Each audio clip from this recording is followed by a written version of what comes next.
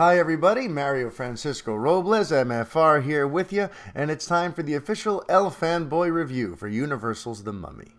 The Mummy is just a frustratingly mediocre movie. And I say frustrating because it really didn't have to be. All the elements are there for a pretty damn good action thriller with horror elements, which is what I think they were originally going for, before apparently hiring a committee of writers to do a million rewrites on this thing. During the closing credits, I saw there was like 5 different writer credits for the screenplay, 4 different writer credits for the screen story. Like, there's just a lot of different creative types that were tapped to put their little 2 cents of info into this movie. And you could see it everywhere. It's so, marvelously inconsistent. It tries to be all things to all people and only really succeeds in the only area where it had to succeed. As an action thriller with horror elements, it actually works. When it tries to be a comedy, it doesn't work. A lot of the jokes fall flat. They feel forced. They feel like, oh, we're trying to do the Marvel thing. It works for Marvel to load their movies with quips and jokes and keep the stakes relatively low and the fun relatively high. But it doesn't work here. The jokes a lot of them land very flat on their face.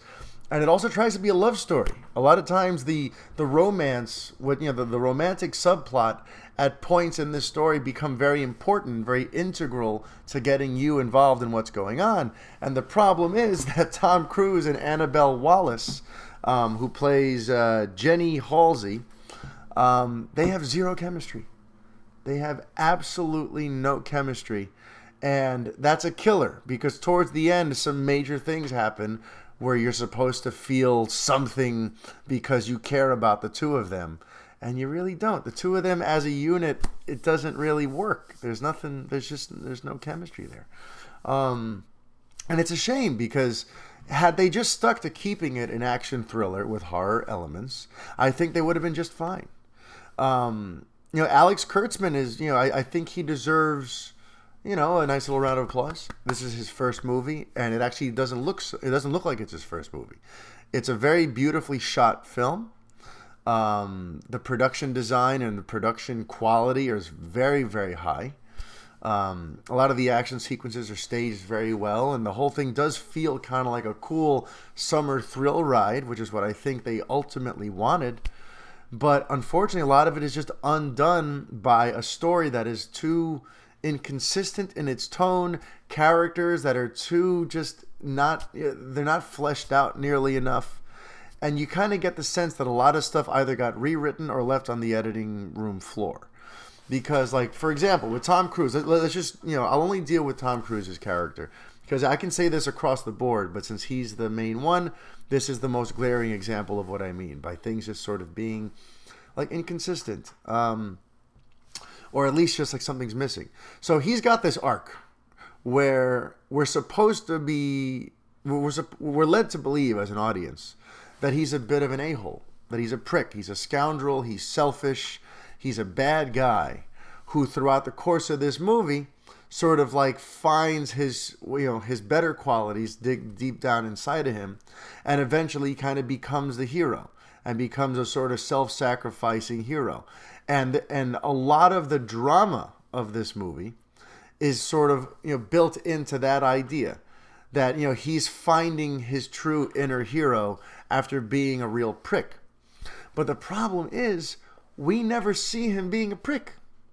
The script tells us, oh, he's an a-hole, he's a bad guy, and in the banter with the girl and him, she keeps saying that he's lousy, and his friend keeps acting like he totally takes advantage of him.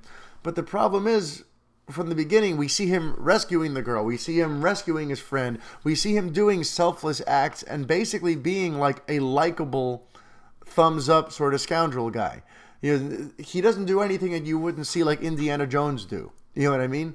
So the fact that they keep telling us, oh no, he's a piece of shit, he's an a-hole, and then meanwhile we never actually see it, means that at the end, when he has supposedly found redemption, and it's supposed to be the big dramatic conclusion, and you're supposed to feel something, you don't feel it, because you kind of get the sense he was always likable and valiant and heroic.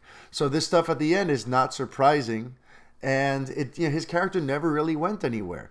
I almost feel like he had this arc, but the movie only really shows us the last half of the arc. We don't see the beginning where he's a POS. So it just feels like they were just trying so hard to make the movie likable, because they want the movie to hit. They want this to be the launch pad for their entire dark universe. And you kind of get the sense that they didn't want to put in anything that was all that challenging or all that serious or all that dramatic or all that layered. They wanted this to be just kind of like an on-the-surface little summer blockbuster. It has nothing really to say about anything. It's just sort of mindless entertainment for a couple of hours. And as that, it works. The Mummy isn't a bad movie. It's not a bad movie at all. My score for it is actually a B-. So it's in the B's. It just leaves a lot of potential on the table. It leaves a lot of stuff left untapped. There's a lot of things in there that could have been pretty special. The villain, the Mummy herself, is a fascinating villain, and Sofia Boutella plays her very well. The way she's written very well, she's creepy. She's got this interesting backstory. You understand her motivations, and the Mummy herself is actually rather badass. A lot of the world building is interesting. Russell Crowe as Dr. Jekyll is very interesting. You kind of want to learn more about him and why he is the way he is, and what other things has he learned with that whole prodigium thing. Like, he's basically been like researching the evil in the world and archiving all these artifacts and yada yada yada. There's a lot of interesting stuff in there. They're like, oh, this is actually pretty cool. And that's why had they actually played it a little more straight, you might actually walk out thinking about the movie and thinking about the mysteries and the twists and the turns. But instead, since they kind of layer, especially in the first act, they put so many like little jokes and quips and things, and towards the end, it tries to all of a sudden be serious, and you're just like, what are you? I don't know what you are. You end up just kind of walking out going, it was all right. It was decent. And that's it. And then you move on. And, it's just a shame. I think it had the elements there to be something that would actually be pretty special. But this just felt more like a product than a movie. It felt like they want this to launch a franchise. And, that's everyone's franchise crazy right now. Everyone wants cinematic universes, multiple revenue streams. You could have movies and TV shows and toy lines and cartoons. And, you could tell that's what they want to do with this. And in doing that, they actually robbed this movie itself and this property from what could have made it special and interesting. Instead, it's just sort of generic. You got Tom Cruise in there. Tom Cruise has a ton of range. He's a good actor. He can pull off just about anything you throw at him. But they just kind of have him going through like sort of paint-by-numbers, likable action hero stuff. So it feels just kind of half-baked. So yeah, my official score for The Mummy is a B-. You can check it out.